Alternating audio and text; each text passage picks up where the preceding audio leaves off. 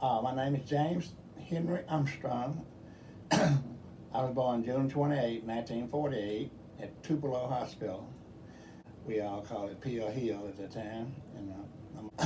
My dad's name was Booker T. Armstrong, and my mother's name was Sadie Lee Creighton Armstrong. My parents was from around here, right on in Union County neighborhood. My daddy was from Blue Spring, and my mom was from around Tupelo and Bell and in that area, somewhere around the Hopewell community, I think it was. This time. I don't know if he said it was at a cotton field or some kind of day, but I remember him talking about when they married, they got married in the little place I was telling you about, and it's down in Hopewell, Mississippi. So what we all doing in Hopewell? He said, well, we got married at a grocery store right there close to the Justice Peace, right there close to the store, close to where your mom lived at the time, you know. And Robert Armstrong was my oldest brother, and he was 1 year older than me. We were kind of step kids, and that was me, James, and then Larry was next to me, Philip Larry Armstrong, and Robert and Lonnie was next to Larry. Lonnie was Lonnie Malcolm Armstrong, and Curtis was Curtis Lee, my baby brother. He passed a few years ago. Probably 7, because I was 5 when the baby boy was born. So Robert probably 7 years old, and because I remember I was 5, and that's like a year and 9 months between me and Larry. I remember Mama saying that much, and but the rest of them was just like star stuff, you know, year after year after year after. So Mama had a little doll. She called her daughter. What kind of doll was it? This is a ceramic doll. This is a ceramic doll. And I used to pick it up and I said, "Look, my girl, not our sister." But I used to tell her, you were just joking around with it. That's the only one you got. She said. We had Curtis was a baby boy, and he was born on Independence Day. I'm not Independence Day, but Pearl Harbor Day, and December the 7th. And the ladies at the hospital said, "Why don't you name one of the ladies said, why don't you name your baby Pearl Harbor?" She said, "Girl, please." She said, I got 4 boys already, and I wanted a girl, but and there's no way I named one of my children that's a boy Pearl nothing. She thought I was intending to name one of them Pearl nothing. She said, it's gonna be another name. His name is Curtis Lee. That's what they named. We live right by the old school where we used to in the Red Hill community, and it was by us having 5 boys in our family and lived next to the school. Anybody came down to the playground to play, they usually wind up at our house, and Daddy, Mom asked one time, "Why do all the kids have to come to our house all the time? And all those boys?" I said, "Think about what you did, Mama. You got 5 boys." I said, "We all got different friends, and so that's the way it happened, you know. We all got different friends. They wound up down there. We wound up going to the ball field and playing baseball or basketball or going fishing or something. We all was fishing at the time. We was bad.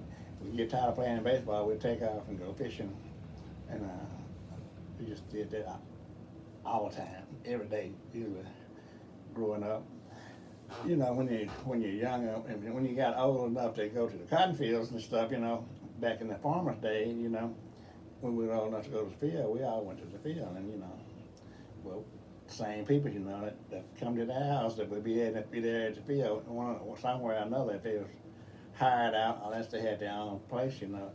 A lot of, in the sharecropping time, most of the people had their own farm to do, but they always met up at the big farm, you know, at one of the owners, one of the white families that own a lot of land.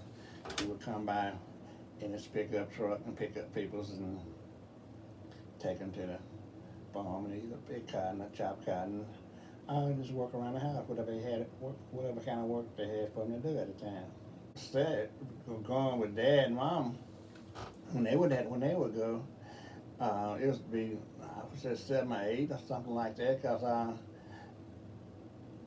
Daddy public work, and Mama did. My Mama was too, but you know, sometimes they would go to the field, you know, and pick cotton. In the early time, Daddy worked several different places, you know, and he worked like the Abernathy and Clark roofing company, and they would have to roof, you know, do roofing work and go out of town. My Mama worked at houses, you know, worked for people, babysitting and cleaning houses. At the time, when they weren't doing that, we would all go to the field and do that manual labor. When I got older, my favorite place was Grenada and Sardis and places like that, you know, big places, you know.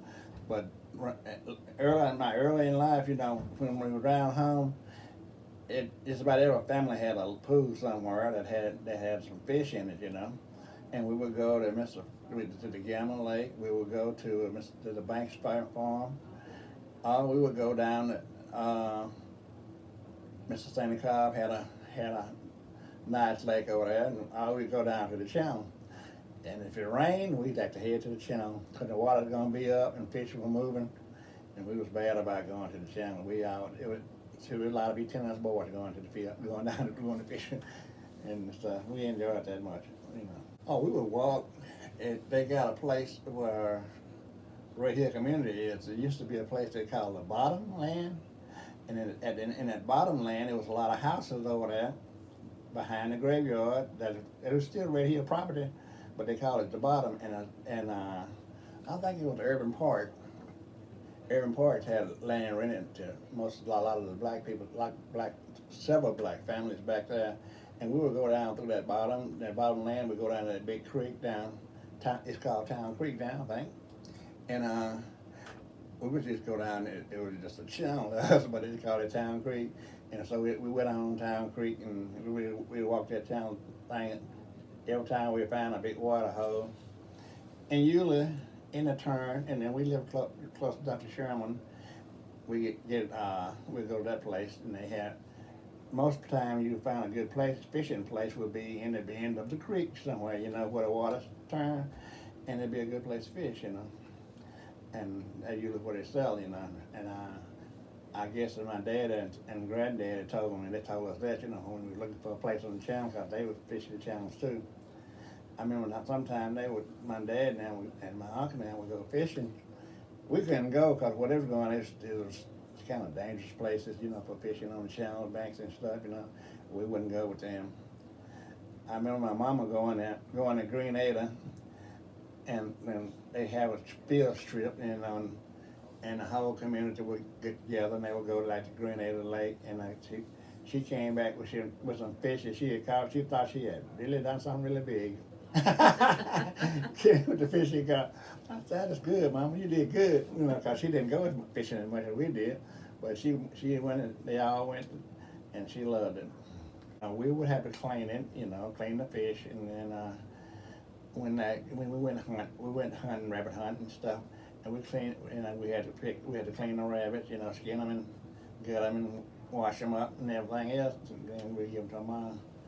My mama would always cook them, you know. I remember one time I thought I did real good. I'd kill a bunch of birds and I don't know if it was rabbit or a squirrel, but it wasn't. It was Dad had worked late that night, and we were waiting on Dad to come in. I was going to show him what I killed, and he said, "Oh man, I just ain't enough time to food this stuff tonight, you know, and I'm tired." And I said, "Well, I just throw the things away." I got upset and I just threw the things away, and it hurt my feelings because, you know, that's what we always did. Dad loved to hunt so well. When we go to play baseball in the summertime, one of those places over in South Tiller, he said that's one of my Booker's boys. I said Booker's boy, you know. He said Booker T and MG. You know, he had all kind of jokes for Dad because his name was Booker. He said, I remember one time Booker shot at a rabbit and missed it, and all five of them boys started crying. I said, "Man, you got to be kidding." I got mad at the man. He just laughed, and Dad said he always joke around. That man just liked to talk. He was just joking around. He didn't. I mean, we didn't do that, you know. We didn't cry and nothing. Daddy was a good hunter. He killed a lot of rabbits all the time. And when I started going hunting with him, and he would had a way when the dogs were running the rabbits. And when the dog came back with the rabbit, they always go out so far, and they'll turn just like a deer will, you know. The deer make a bigger loop than a rabbit will, but they always come back. Dad had his little beagle running the dog and running the rabbit, and when they come back, he said, "Watch me make this rabbit stop." I said, "Stop?" He said, "Yeah, watch him." He said, "Hop, hop, hop," you know, just like that. And the rabbit would squat, and then he'd shoot him, you know. And I said, "Is that cheating?" He said, "No, that's being skillful." I said, "But that's cheating. You make that rabbit stop." He said, "Well," he said, "You know what they stop for?" He said, "When you make that sound, they looking to see how close the dogs are or something, you know." And they stop and raise up, looking around, see what they hear. You know, when you holler, "Hup, hup, hup," and he could turn one too. You know, if he run away from him, he'll holler, "Hup, hup, hup," and that rabbit would turn different ways, like, cause you know he didn't know where the sound was coming from, and trying to find out where the sound. And when he turned, he was shooting. He was real skillful on hunting. Daddy had plenty of rabbits. Daddy gave people a rabbit or sold them rabbits if they had to buy them or something. But he always had plenty, and then he knew that, you know, and he knew they would use it for food. That's why he said, when we missed that rabbit, that rabbit, we all started crying. I thought that was funny, but I didn't like it too much at the time. You're just protecting your daddy. Yeah. I was 5 years old because I wanted to start like my brother. My brother Robert started at the age of 4 years old. And we lived at school, and my grandfather was a teacher. He was a teacher and been principal at that school for years and years. He was educated. And we had all those teachers in our family. We had uncles and aunts, and from both sides of Mama's family and Daddy's family too. They were school teachers. I said, "Well, I'm so tired of school teachers." And they said, "What are you gonna major in when you go to college? When you gonna major in? You gonna be a school teacher?" I said, "Nope." I said, "What you gonna do?" I said, "I'm majoring in business administration, you know." And so when I got ready to go to school, we started school, I would always go and that things that I didn't understand, I had to go ask Robert. And Robert, we'd go. We lived right by us, living right there by the school. You know, you could really come home for lunch if you want to, but you know, most people would stick to kids' lunches and stuff, you know. But you live right there close, like us and the Carr family was real close. The Banks family was close. If we wanted, and the McGee's, if we wanted to go home, we could go run home, but you got to be back at a certain time, you know, for the bell rang. And they had that big old bell that's going, Mr. Hall gonna ring the show. But we had some good teachers. I call them teachers. We had Professor Hall and Miss Brown. Professor Hall's wife, his first wife, Miss Christine, used to teach school up there in Red Hill when we was in the elementary school. It was just real good. Henry Lee Armstrong, and he was principal out there for years and years, and that's what he. I mean, I always say he taught school for like 50 years. I mean, that's all. Everybody knew him all over the county, and I know when we started the school in New Albany at Bill Ford, everybody knew, said, you prop, I bet they used to call Dad prop Professor Armstrong. You prop son, you prop grandson? I said, yeah, pretty much. I said, all of them teach school. I said, my grandparents had 8 kids. They all taught school except my daddy, and my daddy went to school, but he went to carpenter school. He loved being a carpenter. He loved that kind of work, and so that's what he wound up doing. And he was instrumental. I mean, I can remember him talking about him being instrumental in getting the first Roads and Walls school. And I'm in the process of writing a book now. I'm going to gather information about a book for the Roads and Walls school system, and how they prospered and how they came to be to what they are now. And I got a name of all of the families, that in the area, and I got certain people in the family, gathering information for me. And when I get all the information together, I'm gonna put the book together in a way. Julia Rosenwald, he was wealthy philanthropist, and he was they say actually vice president of Sears and Roebuck at the time in Chicago, but he gave Booker T. Washington a lot of money. donated Booker T. Washington money for the schools in Tuskegee, Alabama. All right, but Julia Rosenwald gave the money. Booker T. Washington uh, was supposed to distribute the money whatever way that he thought was good, and so he got all these different schools. So they started a bunch of schools called the Rosenwald Schools, and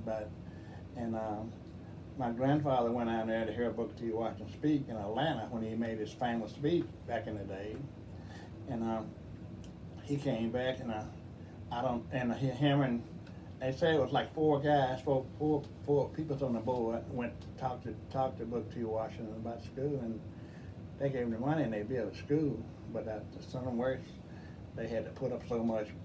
The community had to donate so much. I don't know, it's something like $50 or $25 a piece for a family or something like that. Back in the day, that's a lot of money to get the school started. But after they got the school started, it was just. He said, well, it's just a three-room building, but they were really big. They was big for.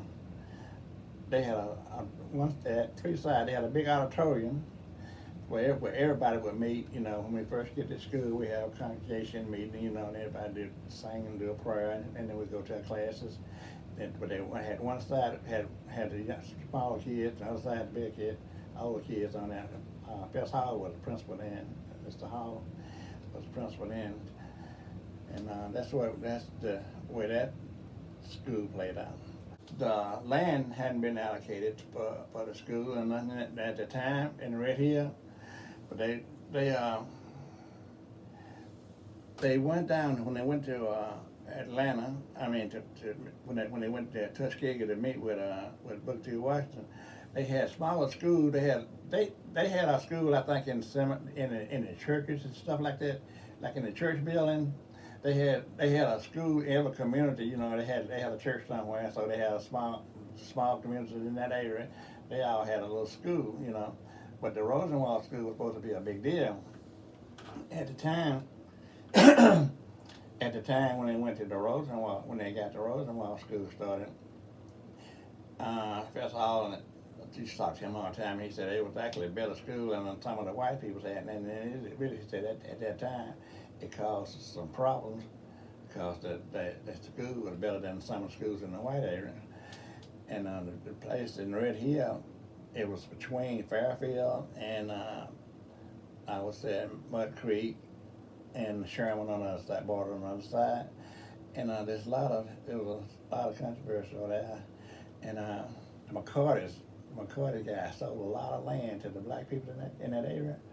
And I remember they said my granddad bought like 400 acres of land from the McCartys, and it was some other people bought some other land too. But he divided his into 4 different families, so it was 4 different families in that neighborhood that had 100 acres of piece. My grandfather had 100 acres, and I think maybe the Bankses, McQuarters, and Cobb, and the Halls, or some of the other families, they had 100 acres, at that time. Some of them bought more land, as it came up, and we occupied the whole section between where Macedonia's community started all the way back to Sherman and over towards Fairfield community. And the Fairfield community was, they were predominantly white, just about all white. Red Hill was all black at the time, And so, but they was able to have their own property, and back in those days, that was a big deal to a lot of the black people, because a lot of the other communities, they worked sharecropping, but they didn't own their own property, but Red Hill was looked up pretty good for that. And when they got the money for the school, the school was right there by where we lived at. And when my grandfather and them put the stuff together, I think I know Henry Kemp and several more. And before that school was born, before that school was established, I think somewhere around 1921, my daddy was born. Before my daddy was born, when my grandfather came back and he named my daddy Booker T. After Booker T. Washington, he was so impressed with his speech and stuff and how he handled things. So now that's how my daddy got his name, Booker T. and we got all the name Book Awards and all that stuff. We got all kind of names and all kind of climbings for that stuff, and Booker T and MGs and everything else, you know, when it was coming up. But it was no problem for me because I was kind of proud of the name because of Booker T. Washington did. My daddy went to school up here, and he graduated up here in the Union County Training, it was called Union County Training School, but he lived with the Fords, Miss Vic Kim and Miss Vernell Kim there. They say he lived in the basement, and they had it was like a boarding school thing, where they had people from the South, people from the rural community would stay up there, so he'd have to come back and forward every day. I know Fess Hall was up there, and Mr. Charlie Woodruff was one of the ones. He was him and Dad and them all, and my daddy.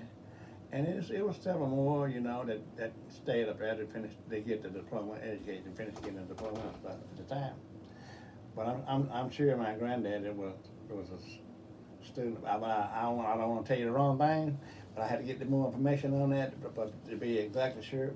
But I think it did. I'm pretty sure it did. I went to the 8th, and then after 8th, and then we went to P.F. Ford, and that's when I met all these people from Union County, and we was in the 8th grade, and I think Miss Kennedy was our English teacher.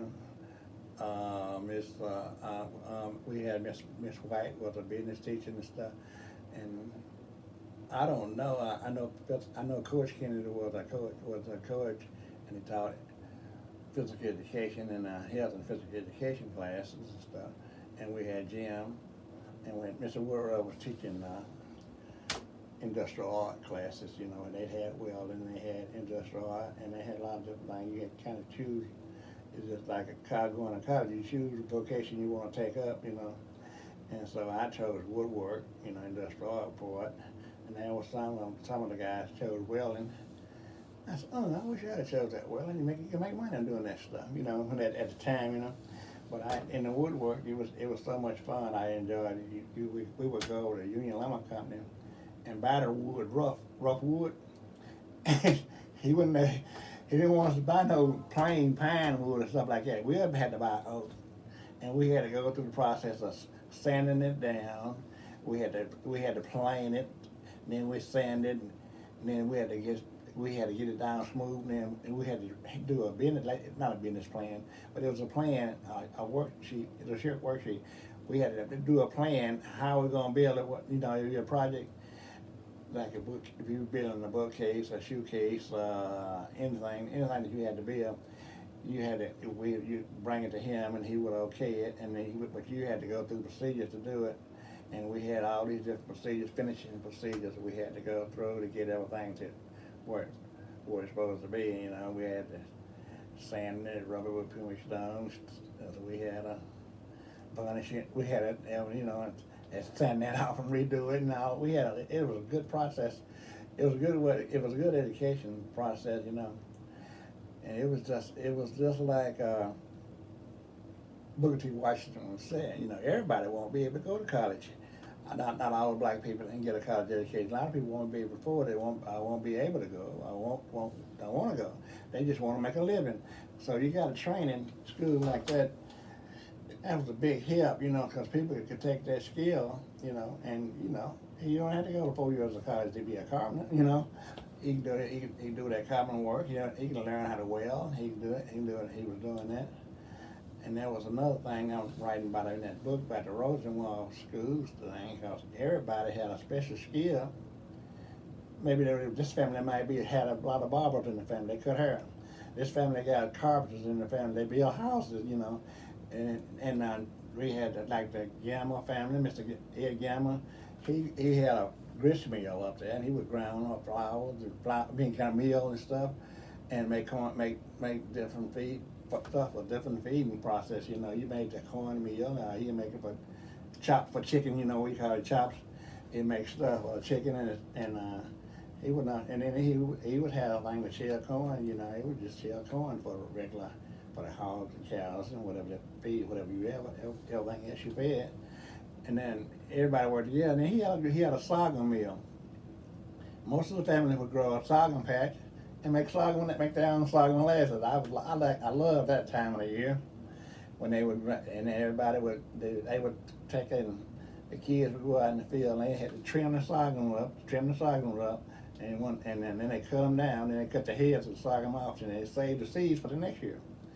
And they trim them up, and between the kids eating the sorghum, breaking out part of the cane, eating the sorghum, chewing them, because they had that real sweet taste to it. They would do that. They would go through that process.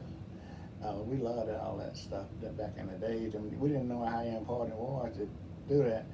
And the white community, and that's all black community. He had his own shop, so he was good because he would shoe horses. They would bring their horses over there, and there was one guy, Mr. Bruce McQuarter, and I heard Pascal talk about how he could tan leather, and he never did. I don't know how he learned how to do it, but it was good.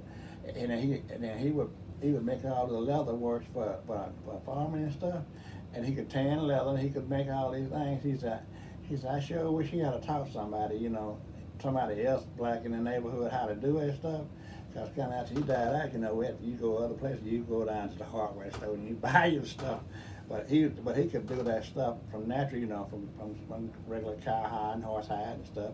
He would make it. He would know how to do the leather, and it was kind of art that he kind of carried to the grave with him. But I don't know if anybody else in his family know or not. But he was good at it. And we had a lot of different people that did a lot of things in the community, so it pulled us all together. And Booker T. Washington Booker T. was considered the wizard of Tuskegee, and we got a guy in our neighborhood achieved so much. I call him the wizard of Mississippi. I'm the wizard of Red Hill community, because everything that Booker T. Washington was teaching, the boys was teaching, and he was advocating too. Black people should get education. We should do this, to upgrade the whole community and stuff.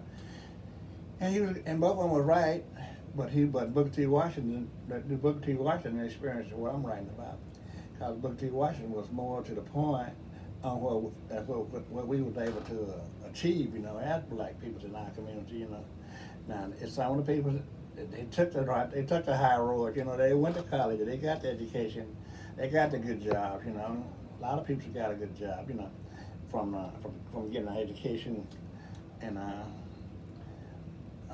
I went to college when I was young, when I was going on a baseball scholarship from playing baseball. Then when we got on to college, they didn't want to pay the half scholarship. They only paid for the semester you were actually playing baseball. I thought that was kind of weird, That Mr. Dodd, John Dodd he was an instructor and he up at Bill Ford, and he came there. He had played down at Mississippi Valley State, and he was telling us about the time he was going to get drafted to the Major League. And Lou Brock at the time he was just a budding young college student too, and they were interviewing him, and Lou Brock did better than he did, and they drafted him and they played with him, and we would kind of laugh about it. Brock beat him out. He said, yeah. He said, I could feel just as good as he could. I could run just as good as he could. I hit, but I couldn't steal them bases like he was doing. He was famous for stealing bases. Who is the wizard of Red Hill? You never said Henry Cobb. Oh, Henry Cobb. Henry Cobb. He's actually the wizard of Red Hill. And in his book, where I'm trading this book, I'm doing just all the main families in the community that are participating to help me get the information. I'm doing about what accolades they had, what they contributed to the community, how Henry and Cobb pulled it all together. Now this guy, he's the type of guy. He's humble. He's a humble guy. He just act like he didn't do nothing, but he was instrumental in everything that got done up there at Red Hill School. He would go up there, and he was the type of guy.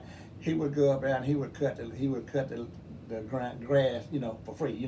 Just did it on his own. He would do that, and he was president of the NAACP, and but he would do stuff, all kind of stuff around the community, in the church and in the community.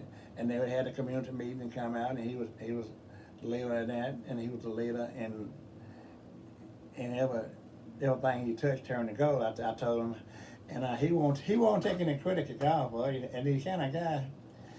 He's a humble guy. He's a humble guy. He taught Sunday school in church. And I sat there and looked at him, and he said, a lot of times it come down. He said, to humility. He's a lot of times you can't just. He's the kind of guy that never would brag on himself, but he was a member of the church. He was a member of the Mason. He was a member of the NAACP. He got all kind of. He won the Andrews Award, and he had some of the awards he received back in the time when before President Jimmy Carter, Jimmy Carter, and President Clinton. Hillary Clinton and Bill Clinton went after when both of them were running. When Bill Clinton was running, he would go to Washington. He went to Washington D.C. to the inauguration, and he was named the number one man in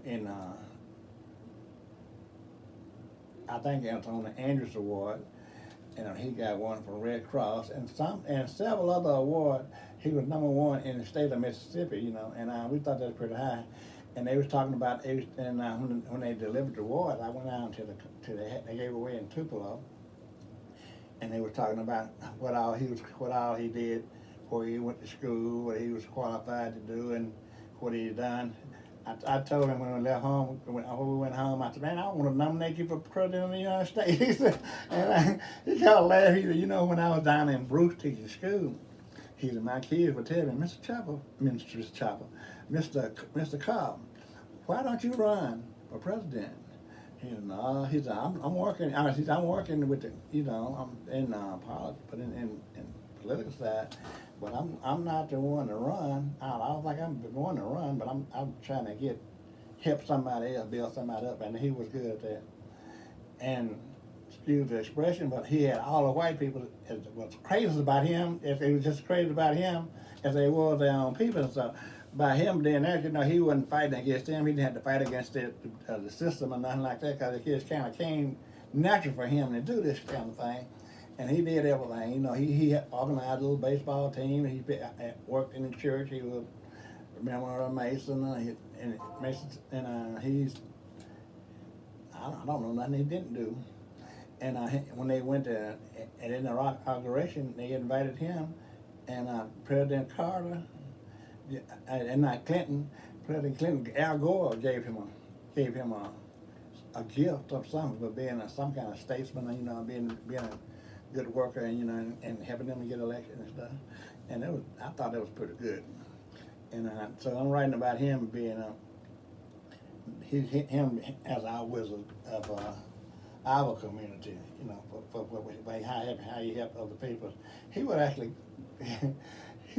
go to the bank and help people. He was on the bank committee too. He was the vice president or something. He wasn't the owner.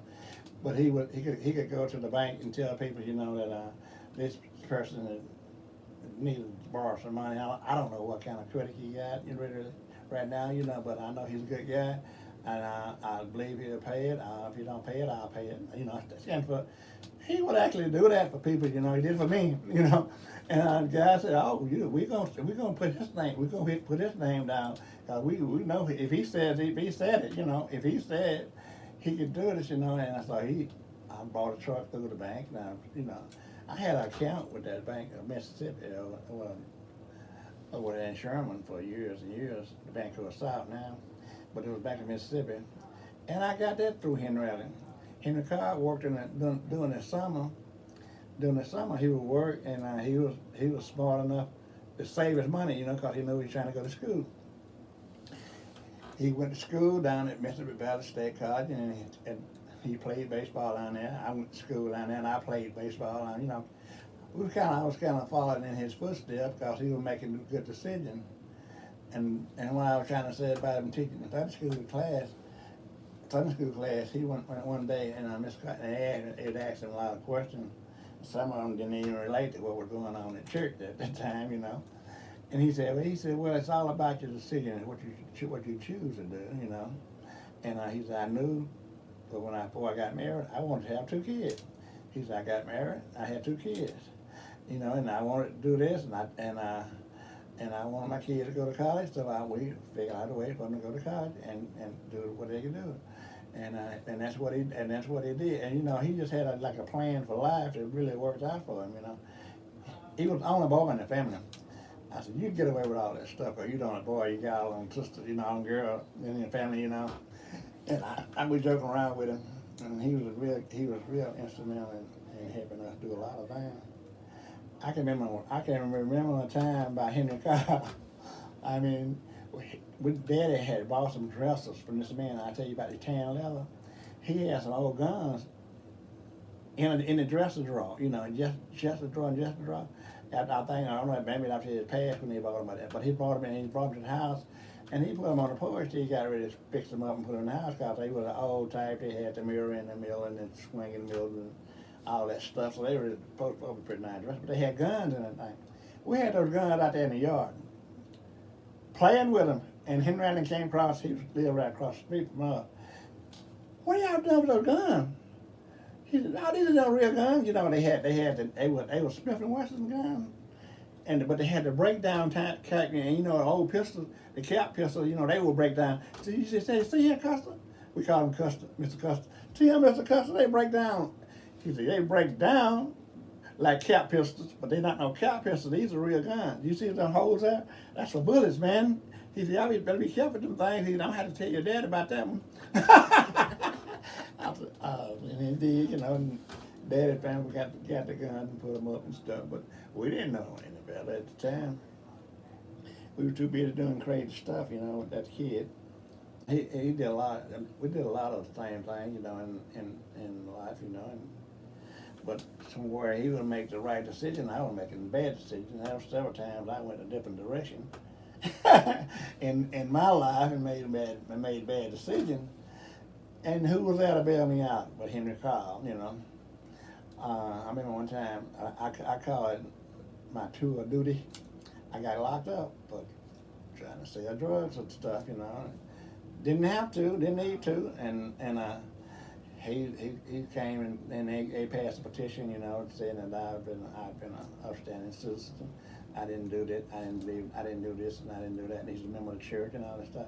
They passed a petition around, and one guy said, "Yeah, he's a pretty good guy." I said, he said, "No, he's better than a pretty good guy. He's a good guy. He made a bad mistake, and I'm not gonna hold that against him." And so that's what they did. They passed a petition around, and they sentenced me to a year in jail, and I was supposed to be serving in state penitentiary. And they never did do nothing more about it, you know. And the guy came and told me, he said, "We're gonna have to do something because I made the decision that you." He said, "What? Did you get a lawyer?"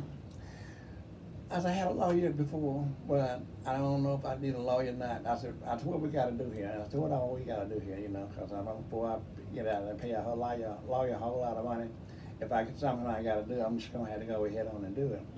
So he did it. They gave me a year sentence with a 180-day review.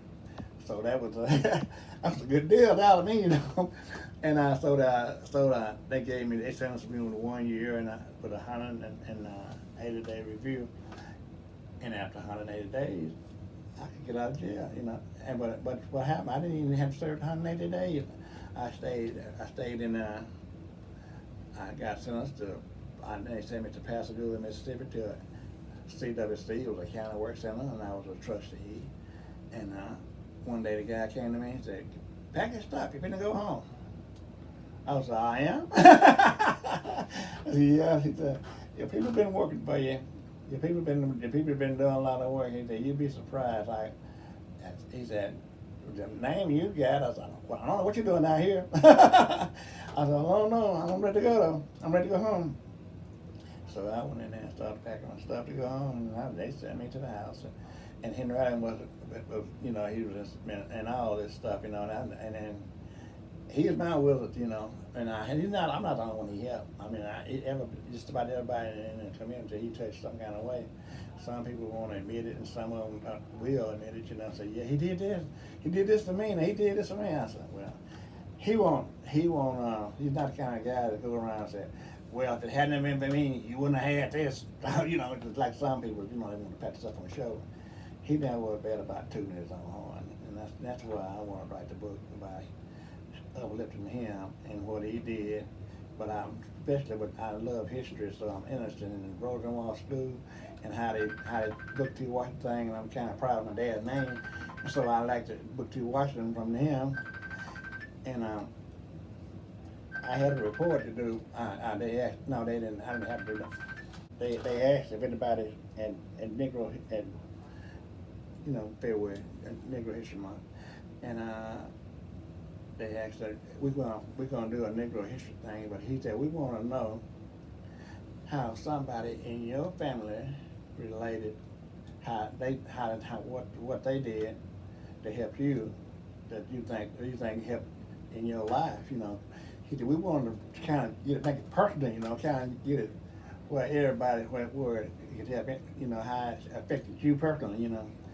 And I said, I want to do a report on Booker T. Washington and George Washington Carver. So I found all the information I could find on them. I read all kind of books. I checked out books at the library for Booker T. Washington, George Washington Carver. And I even went back to Frederick Douglass and some of the other guys, you know. And but I just especially interested in Booker T. Washington, George Washington Carver. I was fascinated with them and how Booker T. Washington went to get Booker T. George Washington Carver because he was so famous. I said making something out of nothing. He had all them different products he made out of peanuts and everything else. You know, he made so many things. It was a shame. And he was interested in horticulture, and he was really good at it. And he taught people how to fertilize the soil, how to test it, how to check the acid in the soil, and all that stuff. And that was real important to me, you know. And he taught them how to alternate the crops from year to year, so they wouldn't use the same land, because some crops take different ingredients out of the land than others did. So if you rotate them, I used to let them lay out for so long. He said you can get more done that way, and the ground improved. And he had a way to test the ground. He loved flowers and everything. He would go out in the woods and find a flower and nurse it back to health or something like that, and make something great out of it. He was really good at that. But the Booker T. Washington experience, and that was I love that. Yeah, and I tell you who did that. Henry Cobb's grandma. Henry Cobb's grandmother, Miss Fanny Cobb. She was a midwife. She was a midwife back in these days, I guess. You know, she was back in the old folks' days. You know, in the old days. She could tell you if anybody in the community got sick. She could tell you how to tell you what kind of plant you need to get to boil this so long and put this in it, you know, and that and stuff. Man, that woman come with all kind of stuff, you know. And she had so many home remedies. She could have wrote that whole book they got on home remedies. She could have wrote that whole book on home remedies. She probably knew it. Maybe instrumental in writing it, as far as I know, because she did a lot of stuff back in her life. Back in the day, she delivered a lot of the kids. I see you had Marvin McCoy on there. She was one. She delivered Marvin, and she delivered the one of McGee boys the same day, and we called them twins.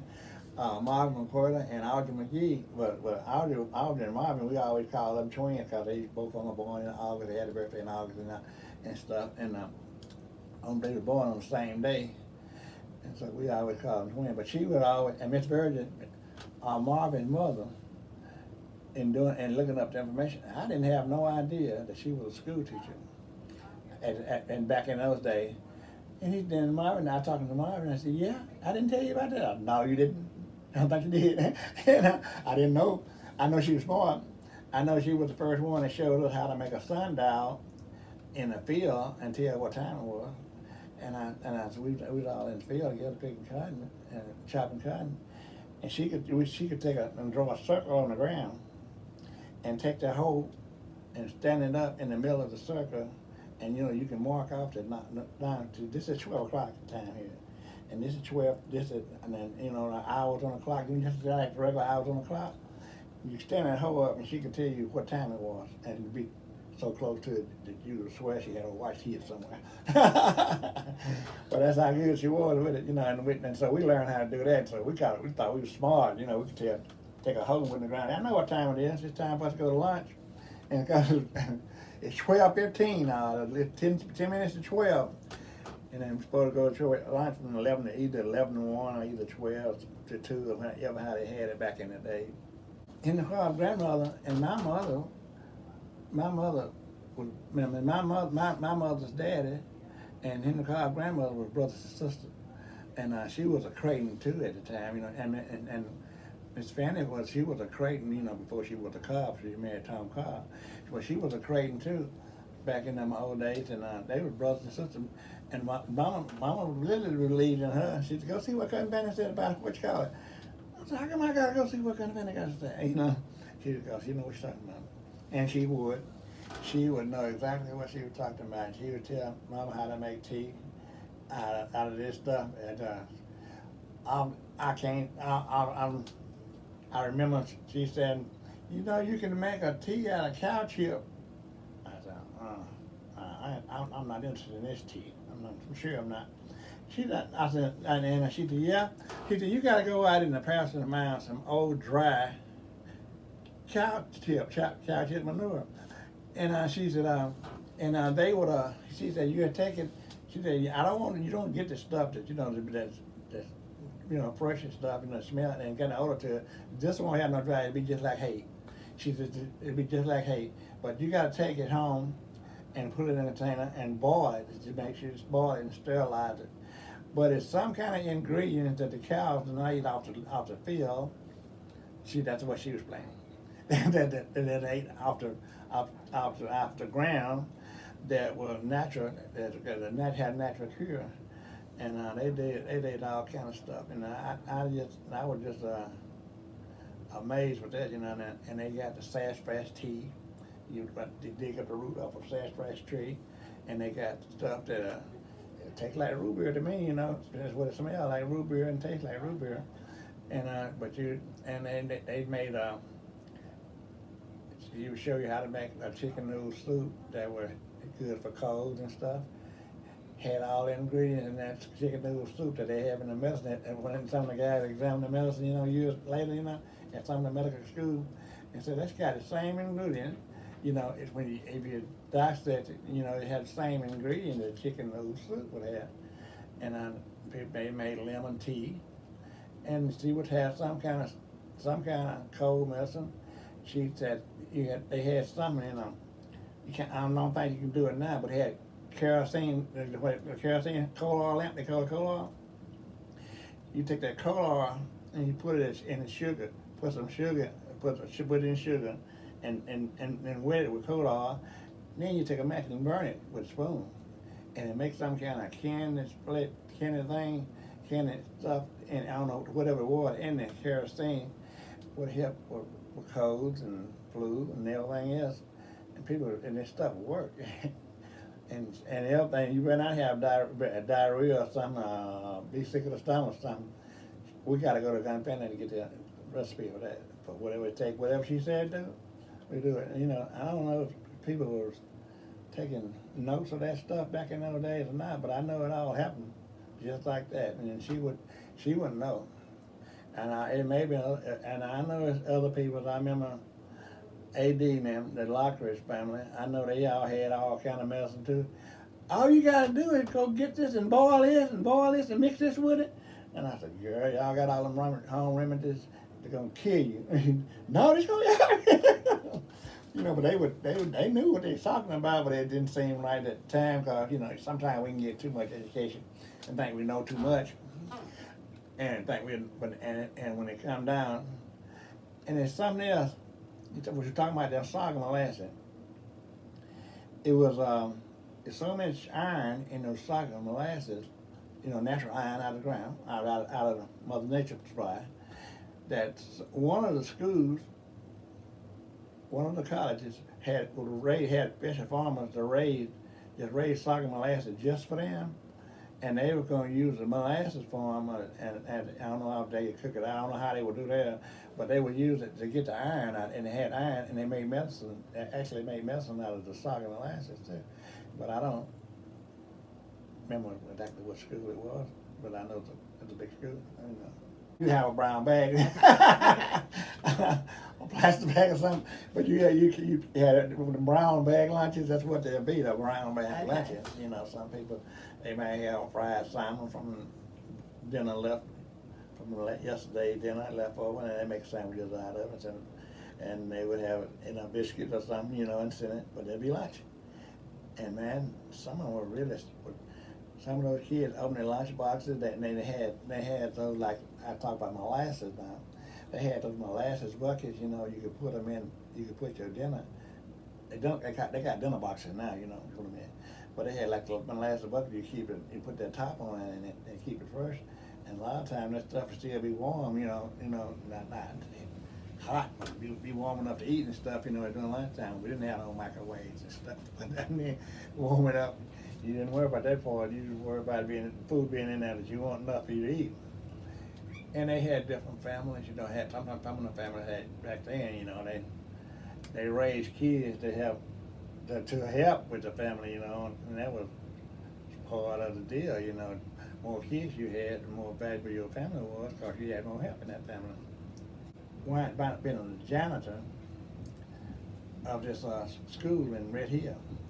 And my job was to clean up after school to go up and they gave me a key, a skeleton key. I could unlock anything at the school, and I could go up and I would clean up stuff and make sure, if anybody had any lunches and stuff left over and stuff. So they had a section, like a big wall, and they have they have the drawers and stuff blocked off, and so certain people put the lunch here and one time put the lunch there. I gotta make sure it has any left over. They got all that stuff got to be cleaned out, and I swept the building and dust. And one time I would sweep it early, and sweep it, and get it dust down the cellar, and then I go back and dust it, and that's kind of the way that school operated. How old were you when you were doing that? Probably 12, 12, 13. Henry Allen Cobb worked at that East High. I see where he was talking about going to that roofing company, but he asked me, do you want to work over there? I was always kind of big for my age, He said, yeah. He said, how old? I said, how old you had to be to work there? He said, you're supposed to be 18. I like he said to work. I said, what you gonna do? He said, you might want to tell me 18. That's up to you. And I did. I went over there and I worked.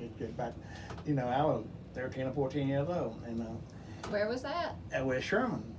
And they were putting a roof on the building. They were roofing the building, and that was just in Sherman. And they were roofing the building, and that's what my dad was doing. But he was working with a bigger company. He was with Albemarle Employer Roofing Company, so I kind of caught on in that one. And so what we would do, we would have to go carry 90-pound roll roofing up the ladder, and a lot of people, a lot of guys, smaller guys, couldn't carry 90 pounds of roll roofing up a ladder to put it on a flat roof, and so we had to do all that, and so I got working through that, and that's when I opened my first bank account over in Sherman at Bank of South, but it was Bank of Mississippi at the time. And this lady asked me the other day, how long you had? I had an account with Bank of South. I said I had an account with them before they was ever Bank of South. I had a bank account with them in Mississippi, probably 6 years. He said, huh? I said, yeah. And I said, okay. Back in those days, you go to the field, they was just paid $4 or $5 a day for chopping cotton. And I was big enough to chop cotton then, but and get me $4 or $5 a day, but over there at the plant, they was paying $1 an hour, $1.25 an hour, and I thought that was big time money, The more we were making, the more we ever made. So we went over and worked in summer, and so I started saving up money, in the bank. I did pretty good saving that money. Daddy, when it came tax time, and Daddy and I were saying, if you pay the taxes, he said, I just give you an acre of land. Well, he gave everybody land anyway. And our family, all the kids. And he said, I give you an acre of land if you pay the taxes. So I paid the taxes out of my money at the bank, and I paid the taxes. And he cut me out an acre of land, and I had to go up to the bank, up here to New Albany, to the courthouse, and get it put in my name. So I had an acre of land before I was knew what to do with it, and I just knew I had it, and but as all the boys got older, they all got an acre of land anyway, But I bought mine, so I told them I bought mine, and y'all got theirs free, but they trying to keep the families. They were trying to keep families together, We had so many people when they graduate from school, first thing they want to do is go up north, get a good job. But we was staying there when I was trying to go to college, and we were going to college. Just about everybody in our family went to college. Some, if they didn't graduate, And Robert was younger. I mean, he was older than me. When he said he graduated in, I think he graduated in 3 years, and he had already started to school early. But he went to school out during the summer months. He got a 4-year education in 3 years by going to summer. I thought that was pretty cool too. So I ain't finna do all that. But that's good for you, but I'm not gonna do all that. Because in the summer, I either be working somewhere trying to make some more money, or playing baseball, and that's what I wound up doing. Fess Hall drove the bus from Red Hill, and he would pick up people in our community. And we had 2 buses from the Red Hill community. Merle Danny drove one, and Fess Hall drove the other one. But Fess Hall would pick us up, and some of Grace and them people, some of the ways, and they would go through Wildfield community and pick those kids up, and he had 3 kids going to school at the same time too. That was going to school, and all the families around there it'd be a bus load. It'd be 2 bus loads really, because Fess Hall had one and Merle had one. Yeah, and they would bus us from the school ever since we was 8th grade up to baseball. Baseball, and I wanted to play football, but the year that we started up there, they had a football team, but they'd already started playing, and we wanted to play football, and that was the last year that they had a football team, and we played, so I played baseball and basketball. The baseball was mostly intramurals, in all the different communities pulled together in the baseball deal. And everybody had a team back then. Baseball was a big deal to black people back then. That was one of the main activities. And I played basketball in junior high. Coach Kennedy, and he would assign one of the main basketball players to a team for junior high, and then he would be the coach. When the time come to play ball. So keep going, and he didn't have that many guys played on the varsity team. He said we practice every day. Now he said, I don't know how many communities. He said, anybody want to try, and anybody want to come out every day. I said, I don't know how they want to come out every day and come to practice, because we be at this gym every day, in the afternoon, practicing basketball. And so I practiced. I played basketball, but when we had a game, I played basketball. I would practice. I would go to Bobby Simmons, the one on the field hall over here, Bobby Jean. I would go to Bobby's house, spend the night with him. I go to Roland Howe, got killed in Vietnam, but he was my buddy too. And so I would go to his house, and I saw you got his brother, the Howe boy, his brother. We would go to his house, and stay all night at his house, because Roland had moved from down in St. Mary or somewhere down in one of those communities back to live with his brother in town. So Roland lived with him. And so I would either stay with one of the two, I would go to Bobby's house, stay at the ball game time. I would stay all night with Bobby, you know. And my mom and dad had called him, mom and dad, see if it's all right. And that's the way that's why we played basketball back in them days. No, got my leg broke in a car wreck when I was 17 years old. And I didn't even get to go to school my last. It was April the 5th. It was April the 15th, I think, when I had the car wreck, and we had started having the little parties for graduation, and Wade Gamma, one of my buddies, was driving a car. He had a '56 Chevrolet, and that boy, I guess he wanted to see how fast it would go, and it would go. He was driving that car too fast, and they had a few boosters, a few beers, or whatever they was drinking in. I never did drink, but I was whining with the crowd. Everybody thought that I drank too, because I was with the crowd that did. And so Wade, on the way back he said, "Oh, I gotta go to that old Billups service station. They had a Billups service station down here on the left before you get about where the truck stop is now, about where Pilot is, but it's on the left, that old service station there. I gotta go ahead and get Mama some gas, put Mama's gas back in this car, because she gotta go to work. She worked at Mid-South. She gotta go to work in the morning." Wait out and went out through that and flew down through there to get the gas. And on the way back, from the Billups service station, he hit a car from behind. And when he hit a car from behind, it broke my leg. It broke my leg in a car wreck and knocked my teeth. My teeth came through my gum here. And I was in about bleeding, my leg bleeding, my mouth bleeding. And Wade, I was trying to wake him up. I said, "Wade, wake up, man, wake up." I was shaking him. I pushed him one way, he'll fall over that way, and I pushed him another way, he'll fall back the other way. I said, "Wade is dead, man. I think Wade is dead." But he wasn't dead.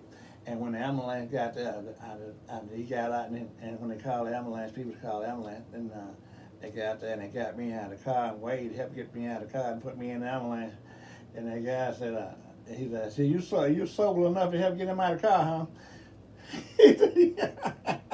He said, "Well, I tell you what, you're going to need to get the sober than that, because when I carry you back down here, I'm not going to take you all the way to a Red Hill community. I'm taking you down to the service. I'm taking you down here." He said, "I almost killed these people." Something he said, some kind of funny, something he said, kind of comical. He said, "I almost killed two people. The guy that's driving, and he got hurt his back real bad. And he was in the hospital at the same time I was. And he was, he said, I'm gonna let you out the road so you can walk home. You got time to cool up, to sober up, and think about what you're gonna tell your mom about this car." So the highway patrol didn't take him home. They took him back to the room, and they took care of me in the hospital. And a lot of my classmates came down to see me while I was in the hospital in Tupelo. And I was glad of that. And Miss White was my favorite teacher at that time. I was crazy about her. And she came out she found them called by school, and I said, "What about his graduation? He's gonna have to take classes?" But he said, "We have done most of the work. We're gonna have to do it. We've done. He passed everything already, so don't worry about that." He said, "He'll be getting his diploma, with the rest of the kids." So I went up there on crutches to get my diploma, and I saw Miss White, and she told me, "This is my favorite student." I said, "Yeah, that's what you said." I said, "She was my favorite teacher, though. She was the one that encouraged me. When I was going to go to school, she taught typing and bookkeeping and accounting. And I love that kind of stuff, because I said, I'm going to be a businessman. I'm not going to go through teaching nobody hard-headed kids. My parents and all of my family, the whole family went through their life raising kids and teaching other folks' kids. I'm not going to do all that." That's what I was saying to myself at the time.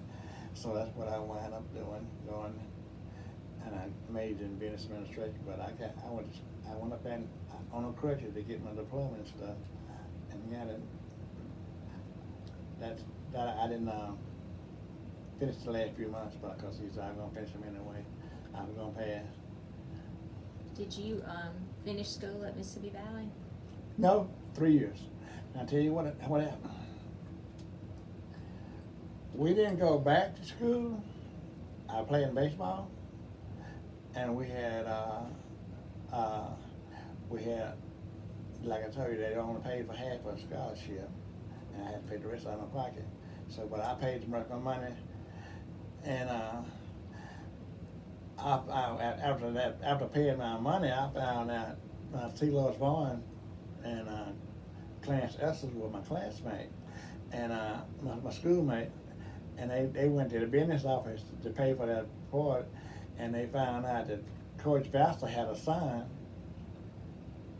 supposed to have been a trainer. He said he was a trainer, but he was on a full baseball scholarship and didn't play a lick of baseball. And that coach was running us to death up and down, up and down the stairs, around the campus, and everywhere else.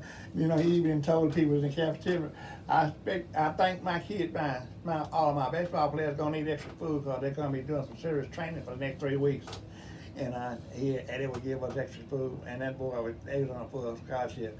But when I didn't finish college down there, that was the year that Martin Luther King got killed. And Martin Luther King got killed, and we all was acting all crazy then, you know. And he preached nonviolence all his life, but we weren't in no mood listening to that nonviolent stuff. So we was in a violent mood. We would turn over cars and everything else.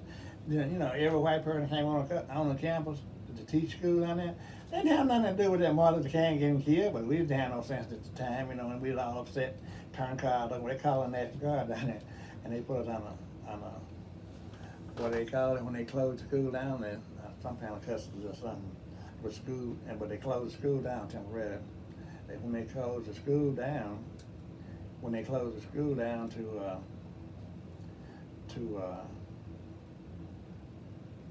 because of all the problems we have on campus, you know, and we had a lot of motivation speakers, big timers to come down to the campus, you know, talking to us about the situation, and not telling us not to be violent. We got to do this the way that Martin Luther King wanted us to do it and stuff.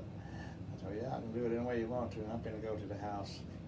And Daddy had a friend that worked down at Pennsylvania Tire Company in Tupelo. At Pennsylvania Tire Company, Mr. King he was my buddy. I've been working there every summer, you know, after I got out, I worked there every summer until I went to school. He said, how much more time you got? Because when you finish down there at school, he said, I got a place for you up in the office. I said, man, that's what I'm talking about. You know, that's what I said. I said, that's what I want. That's something like that, you know, some kind of job in the office. And I want to do something constructive, you know. I want to make a difference, you know. That's what I'm thinking to myself. I want to make a difference. So I went to school, and we came back, and after we didn't go back to school no more. After that, I went back to work at Penn Tire, but I didn't go back to work. And they asked me if I want to be a supervisor. You got a chance to be one of the black supervisors, first black supervisor down at Pennsylvania Tire. Do you want it? I said, sure, no, give it to somebody who want it. I don't want to be no supervisor, you know. And I had to take a pay and cut, you know, a cut in pay, you know. He said, yeah, but you take a cut in pay to start, but the advantages will be a whole lot better in the future. You wind up make more money and you have more privileges. Stop. I can't nobody give it to somebody else, so they gave it to my buddies. One of my brothers took one. Tommy Iron, he's down in Tupelo. He's not a constable, but what do you call it? Supervisor. He was a supervisor there. He been a supervisor for years and years.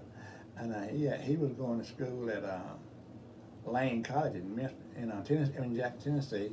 At the same time, we were going to Valley State College, but he took one of those jobs. Him and Agnew and some more and several more guys. They took the job as him and Jimmy Agnew. But I wasn't interested in a supervisor job. And it was kind of the same way when Reverend Carr came down and asked me, said, Joe Bryant want to know if you want to be on a police force. I said, nope. He said, why? He said, oh, y'all been a lot of, you be down here looking for me next week. He said, no, I won't. He said, well, he told me if you didn't take the job, to ask when you ask your brothers, one of your brothers, you know, cause it was five of us, and for one of your other brothers, would they be interested in taking one of those jobs? He said, you'll be the first. You'll be the first deputy, sheriff deputy in Union County. No, I don't need that either. You know, I don't want to be the first in that needs. So I didn't take that one. So I just let that go. But I didn't graduate, so I wound up working at Pennsylvania Tire for years. But I always wanted to go into business, so I started a restaurant. I opened up a couple of restaurants. I had 3 restaurants at one time, and one of them was just a juke joint, and the other was a pretty nice restaurant, and I had one in Tupelo, it was a pretty nice restaurant. And the guy, I didn't know till years later, they was talking about the restaurant that I owned in Sherman. They had put it in the National Archives that James Henry Armstrong and Carrie Mae had the first black successful restaurant in Sherman. And one of my nieces came. She said, I didn't know you was in the library. I said, for what? I don't even kill nobody. And she said, for what? And she said, you was in the library in the National Archives, and I was reading it, and I told them, that's my uncle. I said, yeah. I said, yeah, we had a restaurant. I said, yeah, but it was all right. We was out for years, for a few years, and it did good. So my wife got too sick, and we weren't able to keep it. We went up selling it to somebody, selling it. I would pull it out of it, and another guy ran it in the ground. They wound up closing, but it was a good business. What was the name of it? C&J Cafe. Carrie and James. It was C&J's Cafe in Sherman, Mississippi.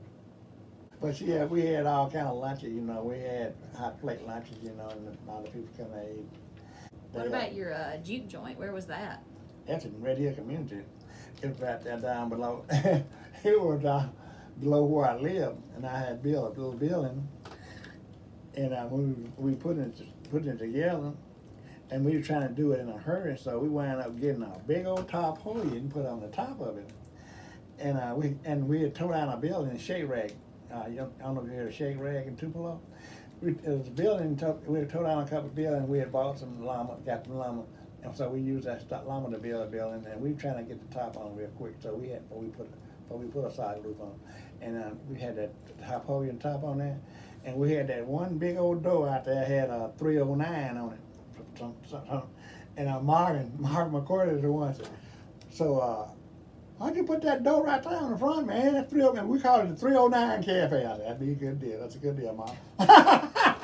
And we could all call it the 309 because he did that. 309 Cafe. All we had, like 3 or 4 pool tables in it. And we sold all kind of sandwiches and stuff, and then the jukebox, they had a pinball machine and stuff like that in it. And the guy had some kind of system where he could actually pay people if they wanted to get paid in money instead of tokens so in the games they could actually pay them money out of that. And he said that's not legal, but I do that. I told him, okay, you doing it. And so that's what the juke joint was. So it was open all the time, all kind of sandwiches and. My wife would make fried apple pie, fried peach pie, and stuff like that. So everybody kind of took a liking to the cafe. And so they was building a road system at the time. And what helped us be successful is they had this man, it's called T.L. James Construction Company. And T.L. James was a big deal. And they was working on putting this bypass through at the time. That's what it was. They was building this bypass through. And so the guy building the bypass all the way through, and the boss man came up there and said, I got a lot of guys from out of town, and they're going to be, some of them from Greenfield, and all down through that way, and the Delta and stuff. He said, but they've been working with me, and some of them may not have the money to buy the lunches, but if you can afford to let them have it on credit, if you let them have the lunch on credit, I will personally come by and pay off everybody's note that don't pay them, but I make sure that everybody paid. And he did just that what he said he was gonna do. And so we were really successful at that restaurant doing that, you know, 'cause we had so many people. And we had a lot of customers out there across the street from at all the different buildings. And Sherman had a lot of businesses going on there. They had the shirt factory was going out, and woodwork factories and all that, and furniture companies. And they had the big paper company down there, and several more places that had a lot of people working. The more scrap mill, and there's a lot of people with order the lunches. And if they couldn't come get them, I'd deliver them. I had a guy that would deliver them. Some of them would come get them. I remember Miss Foster Bible College, and she came down, and she would have class there like twice a week or something down in Sherman at our Bible College. I mean, Mr. Armstrong? I said, yes, ma'am. She said, you're not cooking enough food. And I said, who says I'm not cooking enough food? She said, my people don't get enough to eat. She said, every time we come down here, we try to, I said, my people don't be able to get no food out of your restaurant. She said, and then she told one of them girls about this. You said, tell Mr. Armstrong, I said, he needs to start cooking more food, and so my people can get something to eat. And I seen that when she came up there, I was just as crazy as she was. I said, you tell Miss Foster, she owned that Bible college down there. I run this little restaurant right here. And she went up in it. And she came up there and told me, I didn't mean to try to tell you what to do. I said, well, you know, I thought it was funny, you know, but I said, I appreciate you being there. I said, if I know what y'all want to eat, I'll fix your plate. And we had those little box tray, you know, to carry our plates. And I said, I would actually fix y'all a plate, but you know, you don't know for sure that you want it. I said, right now, I'm not trying to cook a whole lot of food and nobody not eat it, you know. But if I know what date y'all coming, I try to cook some extra, and I'll save y'all a plate. You let me know. And so we worked that out, so it worked real good. Sherman was a happening place then, wasn't it? It was really good. And a lot of the people, my wife made chicken and dressing every Friday, and she made a lot of pies. And every Friday, some of the people at the shirt factory, some of the ladies over there, they want a pan of chicken and dressing for their family. So she wound up having to cook a lot of extra chicken and dressing and a lot of extra pies, because the people had already ordered them. They'd come in there and they'd make, you know, tell, well, I need 3 pies for the weekend. I need a pan of chicken and dressing for the weekend. And so I pick it up Friday, and so she had to pick a lot of extra on Friday. But it was 2 of them one in Baldwin, one in Guntown. My daughter's in Panama City, Florida. Not Panama City, but Fort Walton Beach, Florida. And my baby boy is in Guntown, and he went back to school to get his license and stuff. So he's a license mechanic on diesel mechanic. And my other boy, other son is he's in working in Baldwin and Boom, but one of those big furniture companies. It's a good job. They make good money doing it. And my daughter's in Florida, and she's in the process now of getting her a business going. But she was telling me what all she got to have, and they got a building and everything. But she was telling me how she wanted to run it. She said, but just don't do too much talking about it right now until I get this established. I was okay. Yeah, but she got our kids, and I got a lot of grandkids down in Florida too. I mean, my daughter had a house full of kids. She had, let me see, she got 3 girls and 3 boys.